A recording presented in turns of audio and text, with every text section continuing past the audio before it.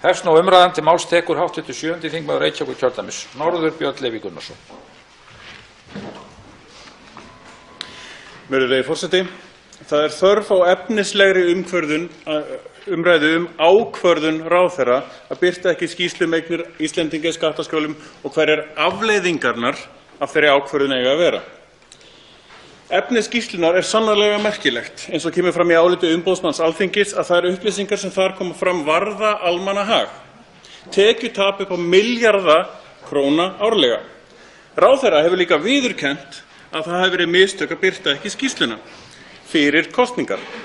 Þetta mál sem við ræðum hér að ráðherra skilaði ekki upplýsingum til almennings er grafalvarlegt.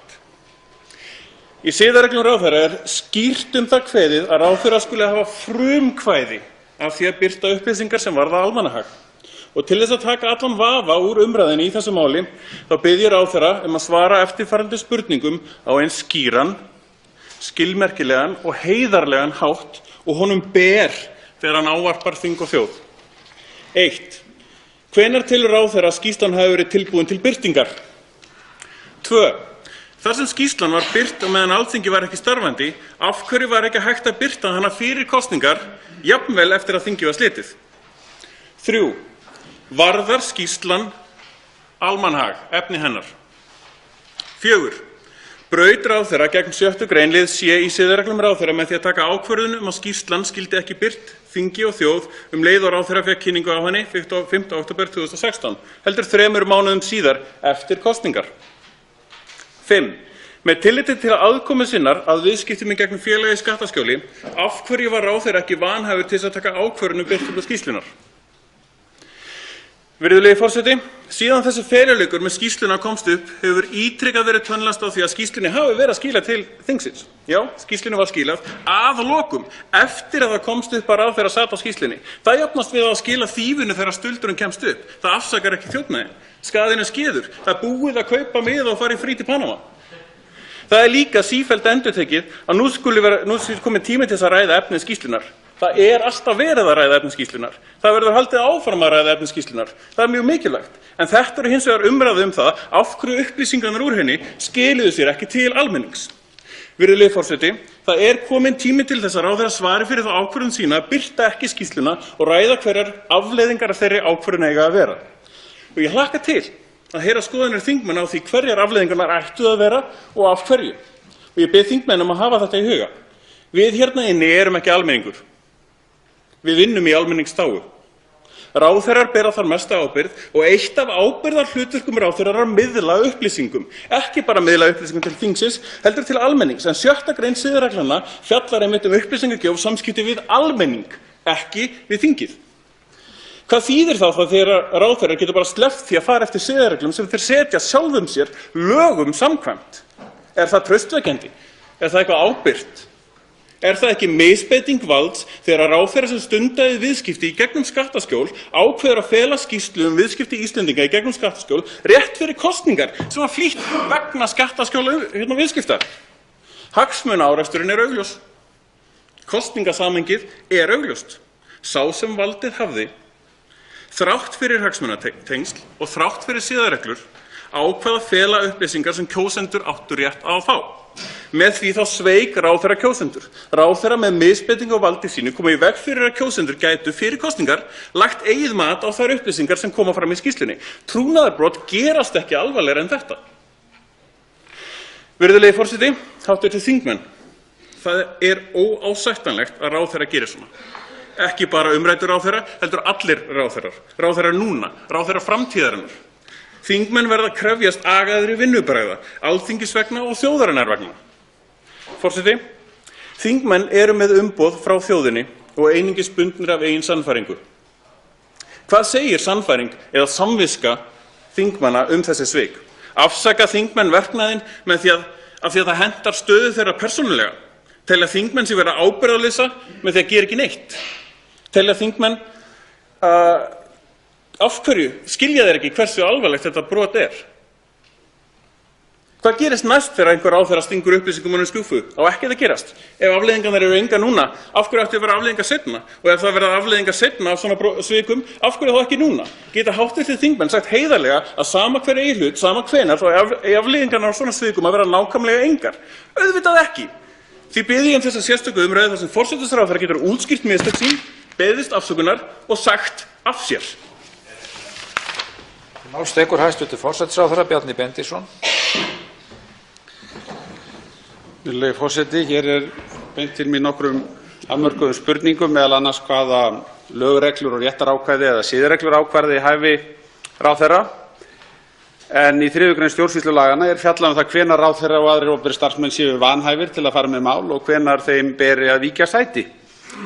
En þess ber að geta að stjórnsýslulögin eiga við þegar teknar eru stjórnvaldsákvarðanir og það alveg skýrt að ákvörðun gerð skýrslunnar sem var tekin af mér og birtingu engin stjórnvaldsákvörðun og því eiga lögin ekki við. Og siðareglur ráðherra bæti sjálfur sér ekki miklu við stjórnsýslulögin í þessu efni. Það mætti helst líta til 2. greinar A. En ég sé ekki að neinn árekstur hafi orðið milli fjárhagslegra eða persónulegra hagsmuna minna, annars vegar og almannahagsmuna sem tengjast gerð skýrslunnar. Og það algjört grundvallaratriði sem hv. þingmaður mætti athuga hér. Það hafa engin lög eða reglur verið brotnar hér. Ekkert mál sem varðaði ráðherrann var til skoðunar.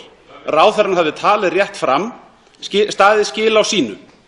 Og vangaveltur það hvort að ráðherra sé mögulega vanhæfur í þessu efni þegar þannig háttar til. Auðvitað á allt annað við þegar menn hafa brotið af sér. En þegar þannig háttar til, þegar menn hafa ekkert að fela, þá þessi spurning jafngild þeirri hvort að fjármálaráðherra sem jú skatt sem telur fram til skatts á Íslandi geti látið taka saman skýrslur úr tekjuskattskerfinu. Þetta jafngildi þeirri spurningu. En hv. þingmaður, hann náttúrulega býr bara í þeim hugarheimi að hér hafi lög verið brotin og þar að leiðandi hafi ráðherrann hljótan hafa verið vanhæfur. En þar akkúrat svona rót vanda hv. þingmanns. Nú síðan hér haldið áfram með hæfisspurningarnar og það alveg skýrt að þetta mál snýst ekki hæfi, að minnsta kosti ekki í lagalegum skilningi. Og ég vil láta það koma fram hér að þessi skýrsla var tekin saman að mínu frumkvæði. Ég hafði engin afskipti af gerð hennar og ég tel að sjálfsögðu augljóst að skýrsla sem ég hafði látið taka saman og á endanum lagði fyrir þingið að hún ætti erindi við almenning. Enda var henni ætlað að bregða ljós á mikilvægt málefni. Ég verð að láta það fylgja hér að ég tel að skýrslan kalli á miklu fleiri athuganir. Hún skilur eftir mörgum spurningum ósvarað. Ég hef aldrei í tengslum við þessa skýrslu verið að leggja mat á það hvort að einhver efnisatriði umfram önnur vörðuðu almannahag. Það stóð aldrei neitt annað til en að hún kæmi fyrir almenningssjónir. Og hér hefur verið spurt hvenær skýrslan var tilbúin. Hún var kynnt í ríkisstjórn 7. október, það að segja með minnisblaði meginatriðin og það má segja hún hafi verið tilbúin til birtingar í framhaldi af því, að minnsta kosti þegar að sá sem hér stendur hafði haft svigrúm til þess að kynna sér efnið rækilega og í framhaldinu taka þátt í umræðu hana. En eins og áður hefur komið fram, þá hafði ég ákveðið að skýrslan yrði afhent efnahags- og viðskiptanefnd Alþingis áður en að hún yrði birt opinberlega. Og ástæðan var sú að nefndin tók vist frumkvæði í þessum málum þegar kemur að stefnumótun og lagabreytingum sem að tengjast þessari umræðu. Og ég hef átti á síðasta ári gott samstarf við nefndina og við gerðum fjölmargar breytingar á lögum síðastliðið sumar. Þannig að ég mat það svo að það væri varla ráðrúm til að kynna Alþingi skýrsluna í ljósi þess að kosningar voru fram undan. Þetta hefur allt saman áður komið fram. Nú ég tek sömuleiðis fram að því að hér látið að því liggja að einhverju hafi verið stungið undir stól eða því stungið ofan í skúffu. Nefndinni var svarað, fjölmiðlum var svarað að skýrslan væri að verða til. Þetta var opinber vitneskja var það að ekki bara að ég hefði ákveðið að láta taka skýrsluna saman, heldur að hún væri væntanleg. Samt tala menn hér og líkja þessu saman við mál þar sem að menn halda upplýsingum leyndum fyrir almenningi. Skulum gera greinarmun á þeim málum þar sem að upplýsingar berast í ráðuneyti sem að enginn veit að kunna að vera þar og slíkum upplýsingum haldið frá þinginu eða fólkinu í landinu annars vegar og síðan hins vegar hinu sem að snýst bara það hvenar upplýsingum skilað til þingsins. Og þessi tiltekna skýrsla, hún kom til þingsins og hefur því miður fengið allt og litla efnislega umræðu sem að hlýtur að vera aðalatriði hér. Spurningar eins og til dæmis þessi hér. Er eitthvað í skýrslunni sem segir okkur að við eigum enn eftir að gera margt til þess að breyta lagalega umhverfinu í tengslum við skattaskjól þannig að við þrengjum enn frekar af notkun þeirra? Er eitthvað í skýrslunni sem segir það? Það sem að skýrslan segir við höfum verið í fararbroddi, við höfum gert margt. Það er hægt að velja aðrar leiðir, en þá erum við farin að nálgast að leggja blátt bann við félögum af þessum toga. Og ég læt þetta duga að sinni. Ég kem hér fleiri athugasemdum að í síðari umræðunni. Þá tekur til máls hv. 2. þingmaður Reykjavíkurkjördæmis suður, Svandís Svavarsdóttir. Virðulegi forseti, ég vil þakka málshefjanda fyrir að vekja máls á þessu mikilvæga þætti málsins. Það er að segja þeirri staðreynd að ráðherra í ríkisstjórn Íslands ákvað að halda upplýsingum frá almenningi í aðdraganda kosninga. Þannig var það. Og það var ákvörðun sem hæstv. Ráðherra tók og það hefur raunar komið fram í hans eigin máli, þó að hann sé nú í dálítið forhertari gír akkúrat núna, að hann telji að það hafi verið mistök af hans hálfu að birta ekki skýrsluna mun fyrr og þá áður en gengið var til alþingiskosninga í október síðastliðnum. Eða það er að minnsta kosti niðurstaða umboðsmanns Alþingis. Í svari við mínu erindi laut að siðareglum. Og ég vil þá bara spyrja hæstv. Ráðherra hvort hann hafi skipt skoðun á því að mistök hafi verið að ræða í hans embættisfærslu, því að með opin augun ákvað hann, Bjarni Benediktsson, þáverandi fjármálaráðherra, að leggja skýrsluna ekki fram. Hvað olli þessari ákvörðun? Hver voru rökin bak við þessa ákvörðun að halda upplýsingunum frá almenningi? Starfshópurinn skilaði 13. september og skýrslan var birt 7. janúar. Þetta eru staðreyndir málsins.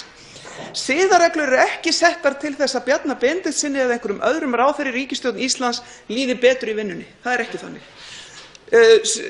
Stjórnsýslulög eru heldur ekki sett til þess að stjórnsýslunni líði betur í vinnunni eða ráðherranum.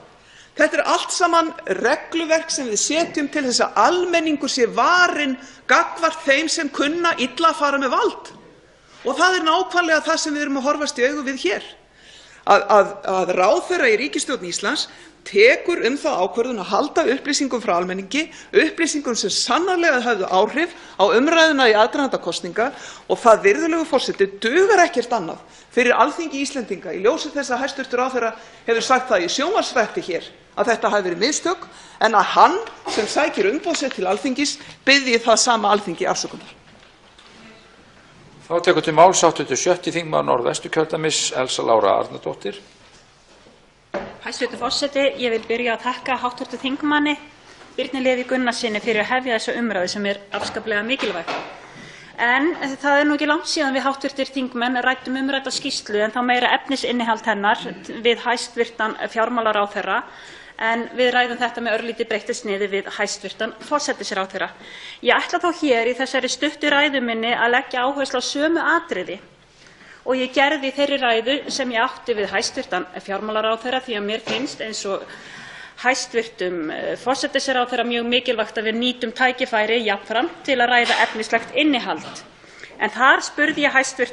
fjármálaráðherra og ég spyr jafnframt hæstv. forsætisráðherra nú hvort upplýsingar séu til hvaða aðilar það voru sem fluttu út fjármagn í aðdraganda hrunsins, annaðhvort í skattaskjól eða til að takmarka áhættu sína að einhverju leyti, og nýttu sér fóru þá leið og nýttu sér jafnframt fjárfestingarleið Seðlabanka Íslands, svokallaða afsláttarleið, og hvort eitthvað samhengi sé á milli þessara hópa eða hvort sömu aðila hafi verið að ræða. Einnig langar mig að spyrja hæstv. forsætisráðherra, þar sem það kemur jafnframt fram í umræddri skýrslu að skattyfirvöldum hafi ekki verið gert viðvart af hálfu Seðlabankans þegar er að ræða grunnsamlegar fjármagnstilfærslur, og einnig kom það fram á opnum fundi hv. efnahags- og viðskiptanefndar að skipta skoðanir séu á milli þessara stofnana, Seðlabanka Íslands og skattyfirvalda, þetta eftirlit. Og það kom einnig fram á þessum opna fundi að viðskiptabankarnir eigi að hafa eftirlit með þessum fjármagnsflutningum og því langar mig að spyrja hæstv. Forsætisráðherra hvort honum finnist mikilvægt að efla eftirlit með þessum fjármagnsflutningum og gefa skattyfirvöldum meira vægi í eftirliti með þessu og ætla að enda ræðu mína á þessum orðum. Þá tekur til máls hv. 10. þingmaður Suðurkjördæmis, Oddný G. Harðardóttir.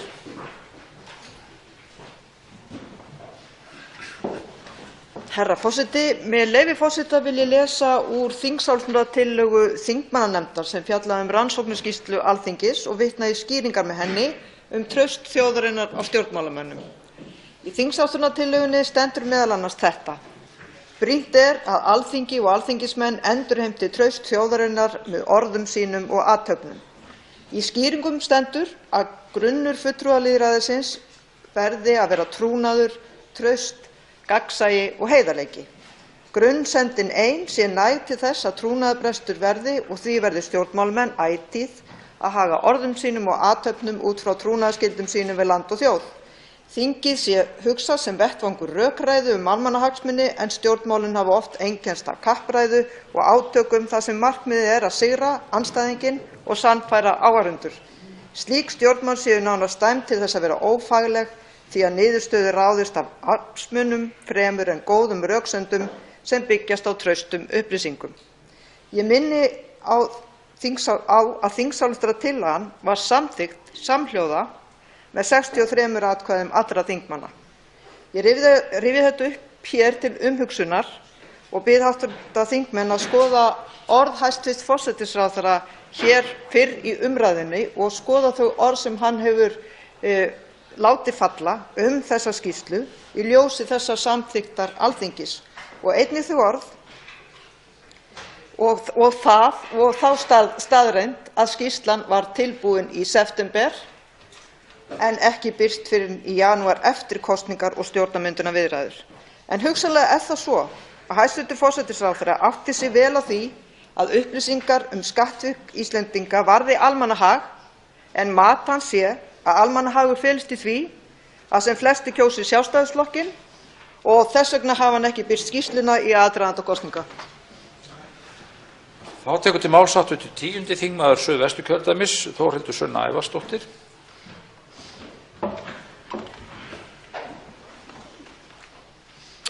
Virðulegi forseti. Síðast þegar ég ræddi þessa skýrslu hér og benti á mögulega refsiábyrgð hæstv. forsætisráðherra uppskar það sterk viðbrögð stjórnarliða. Ráðherrann þykist ekki skilja hvers vegna almenningur og þingheimur ekki bara þakklát þegar hann átti frumkvæðið að gerð skýrslunnar.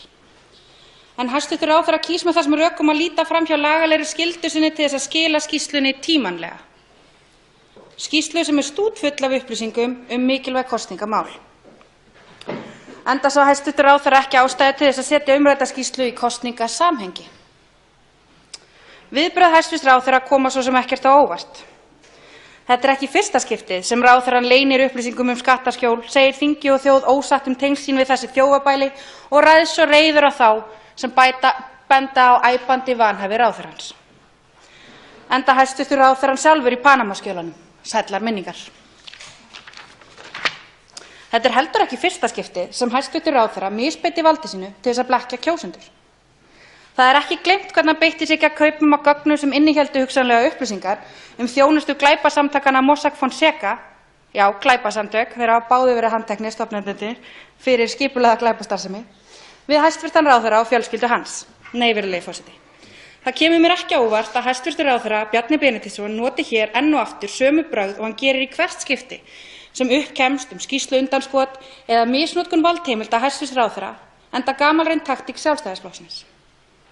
Það sem kemur á óvart að hv. þingmaður Pavel Bartošek og hæstv. ráðherra Óttarr Proppé, fulltrúar flokka sem fyrir kosningar boðuðu minna fúsk, almannahagsmuni umfram sérhagsmuni og bætt vinnubrögð á þingi, taki nú undir með hæstv. forsætisráðherra með aumum eftiráskýringum og þyki ekkert sjálfsagðara en að sitja í ríkisstjórn með hann í forsvari. Þá tekur til máls hv. 1. þingmaður Reykjavíkurkjördæmis suður, Brynjar Níelsson.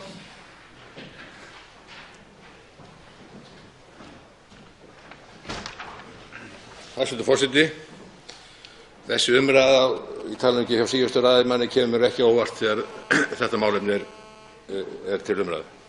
Þetta er ömurleg umræða, ömurlegur málflutningur, algjörlega ömurlegur og ekki nokkrum manni sæmandi af því. Það er alveg augljóst og ég ætla ekki að eyða öllum tíma að reyna að útskýra það fyrir mönnum. Það er eðlileg skýring á því af hverju skýrslan var ekki birt. Þetta mál var til umræðu í efnahags- og viðskiptanefnd á síðasta kjörtímabili. Það stóð alltaf til að þetta færi til nefndarinnar og það er ekkert óvenjulegt við það að skýrsla þessu tagi sæti skoðun ráðuneyti eftir hún kemur. Svo er það bara alrangt að hún sé uppfull eða stútfull af upplýsingum sem hafi skipt máli fyrir kosningar. Eina sem er merkilegt sem ekki var vitað fyrir er sennilega það að skattsvikin sem auðvitað metið þarna með ónákvæmum hætti voru miklu minni heldur en umræðan var og haldið fram. Það kom fram hjá formanni nefndarinnar fyrir efnahags- og viðskiptanefnd þegar var til umræðu þar í skýrsla að það vantar upplýsingar, það vantar gögn. Og ef ég setti mig í spor ráðherra sem fengi svona skýrslu, ég myndi auðvitað hugsa, heyrðu, ef þú ekki að skoða þetta betur, við þurfum að frekari upplýsingar, það vantar frekari gögn. Mjög eðlilegt að skoða það betur og mjög eðlilegt að það færi fyrst inn í þingið, en það skipti engu máli fyrir kosningar vegna þess að það var ekkert nýtt í þessu sem hefði haft áhrif á kosningarnar. Eina sem hefði kannski skipt máli er að ráðherra geti reynt að skjóta sér upp á þessu, þetta gerði ég sem enginn annar gerði. Nei, þessi umræða er ömurleg og ekki nokkrum manni til sóma sem hér hafa talað á undan og allra síst þeim sem voru í flokki Pírata. Þá tekur til máls 87. þingmaður Suðurkjördæmis, Ari Trausti Guðmundsson.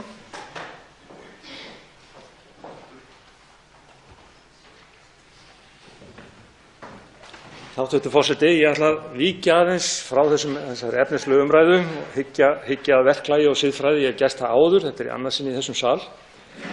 Og vil segja sem svo að hvað skýrsluskil varðar þá á það að vera kýrskýrt að ráðherra, og ekki heldur hv. þingmaður sem hér talaði á undan, er ekki dómari það hvað er innihald skýrslu eða hvort það gagnast eitthvað eða hvenær skýrsla skal lögð fram. Skiptir engu máli hvort plaggið er umbeðið af þingsins hálfu eða unnið af sérfræðingum eða að beiðni ráðherra eftir samþykkt eða hvatningu þingsins. Skýrsla er tilbúin þegar hún er tilbúin og þá á að leggja hana fram hvað sem að ráðherra telur vera rétt eða ekki. Þetta er samkvæmt öllum eðlilegum lýðræðisvinnubrögðum. Innihaldið er ekki ákvarðandi í fyrsta sæti, ekki lengdin, ekki hversu sammála ráðherra innihaldinu eða ósammála. Þetta er einfaldlega ákveðið formsatriði eða verkferli sem við eigum ekki að þurfa að deila um. Og ég lít svo á að ráðherra hafi orðið á mistök við framlagningu skýrslunnar, enda var meðvitað ákvörðun að ræða en ekki gleymsku. Almannahagsmuna var ekki gætt og það skiptir engu máli hvort að einhverju finnist þetta ekki hafa skipt máli í aðdraganda kosninga eða ekki. Það er bara skiptir ekki máli. Þá að hinni hlið málsins, ráðherra myndi síðast á að þingheimur þyrfti að vera sammála eðli og inntak siðareglna. Það er að sjálfsögðu rétt. Og ég var einmitt að reyna að fá hans afstöðu fram vegna algengs misskilnings margra. Það var ekki að ræða umræðum um viðurlög heldur. Ég sagði einfaldlega að það er engu máli skiptir við mat á siðareglubrotum hvort viðkomandi hafi orðið á óvarkárni, gleymska eða að hann hafi haft uppi ásetning. Allt slíkt má kalla mistök sem engu breytir alvarleikann. Brot viðkomandi er brot vegna þess að það er yfirleitt ekki hægt að sanna hvað lá að baki rangri ákvörðun sem reglur segja brot. Afsökun breytir engu nema ef til vill einhverju viðurlögum þegar þau eru metin og þetta er kjarni míns máls og varðar miklu ef að siðareglur eiga að vera til einhvers gagns. Og það er eitt alveg morgunljóst svo ég endurtaki, brot á siðareglum eru hvorki háð ásetningi, afsökun, misgangin eða neinu slíku heldur aðeins gjörðinni sjálfri. Þá tekur til máls 89. þingmaður Suðvesturkjördæmis, Willum Þór Þórsson.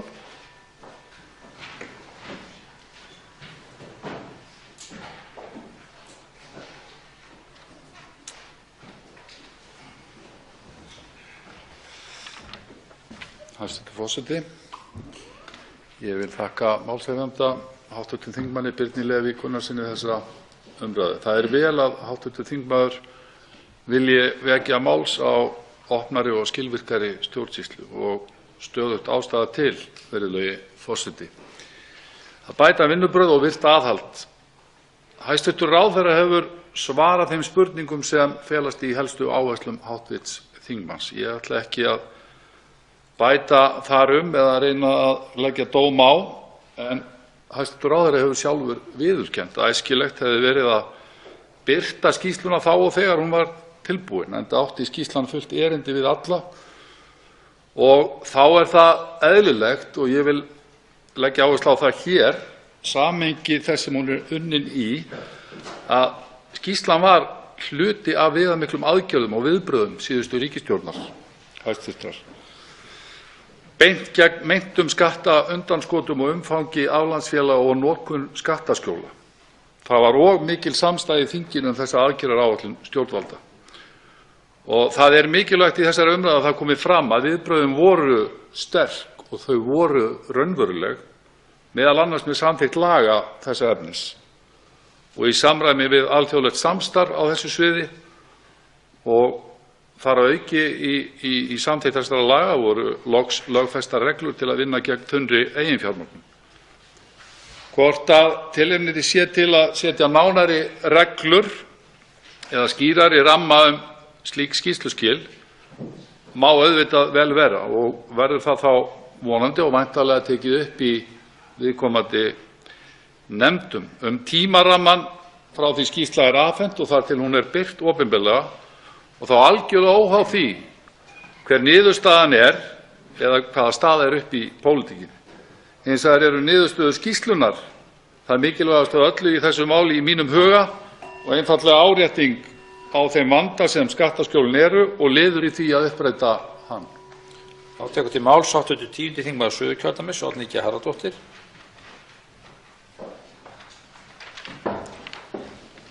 Herra forseti, í siðareglum ríkisstjórnarinnar segir, með leyfi forseta: ráðherra leynir ekki upplýsingum sem varða almannahag nema lög bjóði eða almannahagsmunir krefjast þess að öðru leyti. Ráðherra ber að hafa frumkvæði að birtingu slíkra upplýsinga sé hún í almannaþágu. Þeir sem lesa skýrsluna eignir Íslendinga á aflandssvæðum sjá það augljósa, sem er að í skýrslunni er að finna upplýsingar sem varða almenning í landinu. Dráttur á framlagningunni braut í bága við siðareglur ríkisstjórnarinnar. Það er mjög miður að hæstv. forsætisráðherra finnist ekkert á því að hafa setið á skýrslunni fram yfir kosningar, gegnum stjórnarmyndunarviðræður og alveg fram í janúar. Og ráðherrann hæstv. Heldur því fram að ekkert nýtt hafi komið fram í skýrslunni sem skiptir máli, en það er rangt. Og jafnvel þó það væri rétt, er það ekki ráðherrans hæstv. Að dæma það. Hann hefur skyldum að gegna gagnvart þjóðinni og þinginu og hann brást þeim skyldum. Auðvitað hefðu fjölmiðlamenn í umræðuþáttum fyrir kosningar fjallað það sem kemur fram í skýrslunni, Panama-skjölin og skattsvik. Og auðvitað hefðu við, frambjóðendur, rætt skattsvikin á grundvelli þess sem fram kemur í skýrslunni. Það sé hver maður. Og auðvitað hefði hæstv. forsætisráðherra fundist það óþægilegt fyrir sig og fyrir Sjálfstæðisflokkinn. Og þess vegna er eðlilegt að fólk velti því fyrir sér hvort það hafi einmitt verið ástæðan fyrir því að skýrslan var ekki birt fyrr en eftir kosningar. Þá tekur til máls að nýju hv. málshefjandi, 7. þingmaður Reykjavíkurkjördæmis norður, Björn Leví Gunnarsson.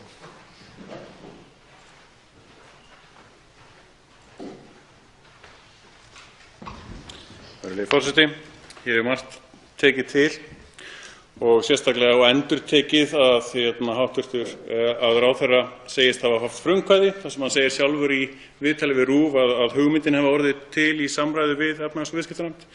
Og til að hafa það á hreinu, ég heyri hérna nýtt að efni hennar hafi gróflega verið kynnt í ríkisstjórn 7. október. Það er ný dagsetning í tímalínuna, þar sem við heyrðum í ræðustól 10. október að skýrslan væri væntanleg. Það gerðist ekki í 3 mánuði viðbót. Skýrslan hefur ekki fengið allt of litla efnislega umræðu. Það er alltaf verið að tala um þessi mál. Það er hins vegar algjörlega nauðsynlegt að tala um þessa ákvörðun ráðherra að skila ekki skýrslunni. Það er rosalega mikilvæg ákvörðun. Þetta er ákvörðun sem hann gerði með yfirlýstum vilja, hefur sagt að það hefur verið mistök og nú þurfum við að spyrja afleiðingarnar af þeim mistökum. Það hefur ekki verið svarað tveimur spurningum, hvort að innihald skýrslunnar varði almannahag og hvort að ráðherra braut siðareglur sem voru sérstaklega samdar til þess að efla traust á stjórnsýsluna. Nú er að brjóta reglur sem átt að efla traust og það fyrir mér segir bara vantraust, ekkert annað.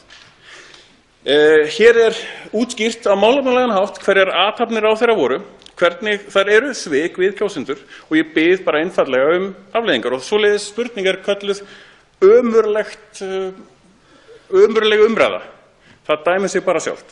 Við leggjum ekki mat á það hvort efni skýrslunnar hafi áhrif á kosningarnar. Kjósendur gera það. Kjósendur voru sviptir þeirri ákvörðun. Það er það sem málið snýst Eigum við að vera bara sátt við það? Við þurfum að glíma við það mál að svona vantraust, svona svik við kjósendur eiga að hafa afleiðingar. Ef þetta hefur ekki afleiðingar núna, af hverju hefur þetta afleiðingar seinna? Þetta er rosalega alvarlegt mál og þetta skiptir öllu máli varðandi trúverðugleika þingsins og trúverðugleika ríkisstjórnarinnar. Og þá lýkur hæstv. Fjármálaráðherra Bjarni Benediktsson umræðunni. Virðulegur forseti, ég vil þakka fyrir þessa umræðu. Menn hafa hver farið inn í hana með sínum hætti. Það spurt hér ýmis atriði sem snúa að Seðlabankanum og hvað við getum gert betur í framtíðinni til þess að fylgjast með fjármagnstilfærslum. Það nú ein megin niðurstaðan í skýrslunni að við þurfum að gera miklu betur. Okkur skortir gögn og okkur skortir upplýsingar til að draga réttar ályktanir. Í skýrslunni verið að reyna að slá á umfang ýmissa mála þar sem að hinn undirliggjandi fjárhæð hleypur á mörg hundruð milljörðum. Það er ein af augljósum niðurstöðum þessarar skýrslu að við þurfum miklu meiri upplýsingar til þess að geta tekið afstöðu til þessara mála. Hér hafa menn komið upp og sagt eins og hv. þingmaður Þórhildur Sunna Ævarsdóttir að hún telji að hér hafi eitthvað refsivert gerst og fleiri en einn þingmaður hafa komið hér upp og sagt að ráðherrann hafi misbeitt valdi sínu, hann sé bara búinn að brjóta lög. Þessir hv. þingmenn þurfa held ég að aðeins að kafa dýpra og kynna sér þau úrræði sem eru til staðar. Menn hrópa hér vantraust. Menn verða bara að fylgja þeim orðum eftir með athöfnum og koma með vantraustsyfirlýsingu. Og það er líka það sem að menn hafa áður gert og verið mjög hikandi. Það eru alveg skýrir farvegir fyrir þessi mál og menn geta verið alveg rólegir með það að þeir eru til staðar hérna í þinginu. Hér hafa menn slegið úr og í. Ég virði það mjög við hv. Þingmann Ara Trausta Guðmundsson að hann segir að þetta mál verða að ræðast bara út frá efnisatriðunum sem slíkum og þá kalla mætti ég biðja hv. Forseti biður að gefa ræðumanni hljóð, sérstaklega viðeigandi málshefjandi gefi ræðumanni hljóð til að svara. Mér þetta nú. Að hann hefur gert þetta þannig að taka efnisatriði málsins sérstaklega til umræðu á meðan að aðrir vilja alltaf tengja þetta kosningunum en lenda síðan sjálfur í sjálfheldu með rökstuðninginn þegar þeir eru komnir á þær slóðir. Ég tel nefnilega að það hefði verið mikið gagn af því að fá þetta skjal fram fyrir kosningar þó ekki væri nema að koma meiri hófsemd í umræðan þessi mál heilt yfir en það er hálf hlægilegt að hlusta samt á suma þingmenn hér láta í það skína að það hafi bara ekki verið neinar forsendur til þess að ræða þessi mál fyrir kosningar, þess að þeir gerðu nánast ekkert annað.